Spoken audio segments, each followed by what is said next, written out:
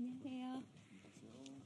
안녕하십니까. 조국혁신당 국회의원 박은정입니다. 오늘 조국혁신당은 딥페이크 차단 6법 서지현법을 발의하기 위해 여러분들께 이 자리에 섰습니다.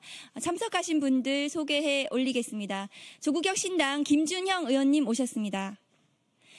강경숙 의원님 오셨습니다. 신장식 원내 부대표 대변인님 오셨습니다. 그러면 기자회견문 낭독하겠습니다.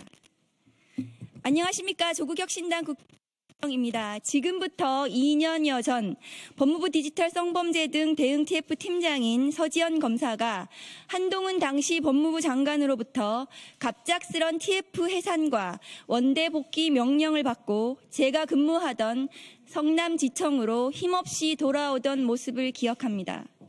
서지현 검사가 꾸리던 법무부의 TF는 우리 사회에 만연한 디지털 성범죄에 대응하기 위하여 반드시 마련해야 하는 법과 제도들에 대하여 성실하게 권고하고 해결책을 제시하였습니다. 그러나 한동훈의 법무부는 이를 끝내 외면하고 TF를 해산하는 바람에 서지현 검사는 성남지청을 끝으로 검사직을 그만두었습니다. 그로부터 2년 후 디지털 성범죄인 일명 딥페이크 성범죄가 대한민국을 흔들고 있습니다. 그 피해자들은 연예인, 지인, 중학교 동창, 친척, 친구의 여자친구, 일면식도 없는 사이 등 10대부터 60대까지 가리지 않고 그 누구나 대상이 되고 있다는 점에서 충격과 공포를 주고 있습니다. 디지털 성범죄를 예방하고 피해자 보호에 앞장서야 할 여성가족부를 오히려 폐지하겠다던 윤석열 정부는 6개월 가까이 여성가족부 장관을 임명하지 않음으로써 딥페이크 성범죄에 대응할 컨트롤 타워마저 없는 상태입니다. 이에 여가부 산하 디지털 성범죄 피해자 센터에서는 피해자들의 간절한 호소에도 불구하고 디지털 성착취물 삭제를 절반도 하지 못하고 있고 딥페이크 성범죄 피의자 중 75.8%가 10대라는 절망적인 현실을 목도하고 있습니다. 또 디지털 성범죄의 온상인 텔레그램이 방송통신심의위원회에 딥페이크 성범죄물 25건을 지우고 신뢰관계를 희망한다는 메일을 보냈음에도 방심위의 류희림 위원장은 디지털 성범죄 피해자 지원센터와 경찰에 텔레그램과의 접촉 창구를 공유하지 않고 있고 윤석열 대통령을 위한 방송 길들이기에만 골몰할 뿐 디지털 성범죄에 대응하는 유관기관 간 협력마저도 제대로 되지 않는 총체적 난맥상을 보여주고 있습니다. 경찰청 자료에 따르면 허위 영상물 범죄 발생 건수는 2021년 156건, 2022년 160건, 2023년 180건 등으로 계속 늘고 있으며 올해는 1월부터 7월까지만 297건이 신고됐지만 기소된 건수는 87건에 불과하고 기소된 87명 중 집행유예가 39%에 이르는 34명으로 가장 많았습니다. 징역형을 선고받은 사례는 27.5%에 해당하는 24명에 그쳤습니다. 과연 디지털 성착취물에 희생당하는 국민 앞에 국가가 존재하는 것인지 묻습니다.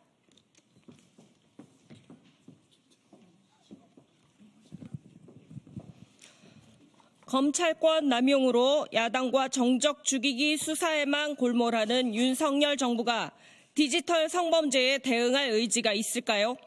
법무부 장관 당시 서지현 검사를 내친 한동훈 대표의 국민의힘이 디지털 성범죄 대응 특위를 이제 와서 만들어 무엇을 잘 할 수 있을까요?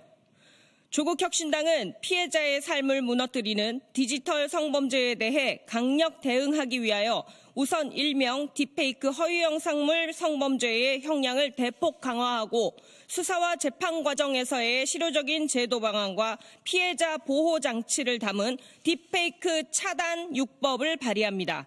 서지현 전 검사가 TF에서 권고한 내용들을 대부분 포함한 이 법은 일명 서지현법으로 세상에 내놓습니다.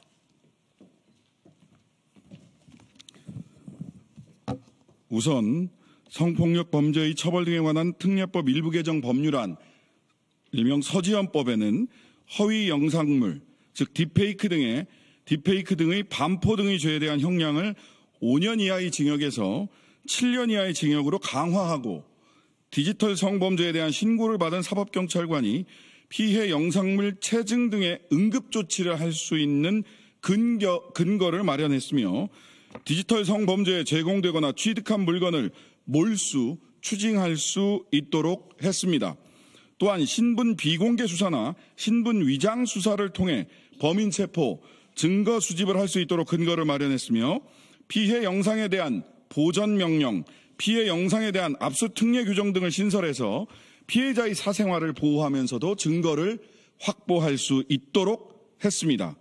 한편 TF에서 권고한 대로 통신매체 이용 등 음란 행위에서 규정하는 성적 수치심이나 혐오감 용어를 삭제하고, 그동안 여성계와 시민사회의 오랜 요구인 성적 욕망 내지 만족을 위한 목적으로 성적 언동을 하는 성적 괴롭힘, 섹슈얼 허래스먼트를 처벌할 수 있는 근거 규정을 신설했습니다.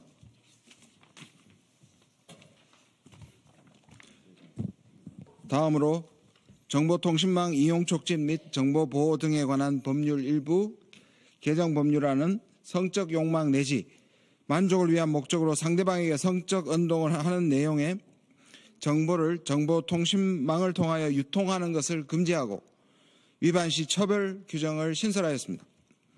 형사소송법 일부 개정 법률안에서는 피해자 등에게 정인신문에 의하지 않는 의견 진술, 서면에 의한 의견 진술을 보장하고, 이와 같은 피해자의 진술이 양형에 참작될 수 있도록 하여 피해자 진술권을 강화하였으며, 재판정에서 유무죄 인정과 무관한 피해자의 성적 이력, 평판 등 사적 정보에 관한 신문을 제한하도록 하고, 신문이 제한된 사항에 대한 진술이 있더라도 증거 능력을 제한하여 피해자 보호 장치를 강화했습니다. 이는 피해자의 성적 이력이나 평판 등 유무죄와 관계없는 사적 정보에 관한 증거가 재판에 현출되지 않도록 함으로써 미국의 강간 피해자 보호법을 우리나라에도 도입한 최초의 규정이 될 것입니다. 이외 형법 일부 개정 법률안, 소송촉진법 일부 개정 법률안, 보호관찰법 일부 개정 법률안을 통해 회복적 사법 및 피해자 관점의 요소를 명시하여 양형 요소를 구체화하고, 배상명령 대상을 디지털 성범죄 전반으로 확대하여 피해자의 피해 회복을 강화하며 온라인상의 캐릭터, 아이디 등 디지털 데이터와 물건에 접근하는 방식을 포함하여 피해자 등에 대한 접근 금지 등 보호관찰 대상자의 준수사항을 추가하여 피해자 보호 강화 및 성범죄로 인한 피해 회복에 중점을 두었습니다. 디지털 성범죄는 젠더 문제가 아니라 폭력의 문제입니다. 윤석열 정부는 디지털 성범죄 온상이 된 텔레그램에 대하여 총력으로 대응하고, 최대한 신속하게 수사하고 영상물을 차단, 삭제해 피해자들을 보호해야 합니다. 그리고 가해자에 대한 정의로운 처벌만이 피해자 치유의 첫걸음이라는 사실을 명심해야 합니다. 조국혁신당은 디지털 성범죄를 근절하기 위하여 오늘 발의하는 서지연법을 반드시 관철시키겠습니다. 안전한 대한민국을 위하여 모든 노력을 기울이겠습니다. 감사합니다.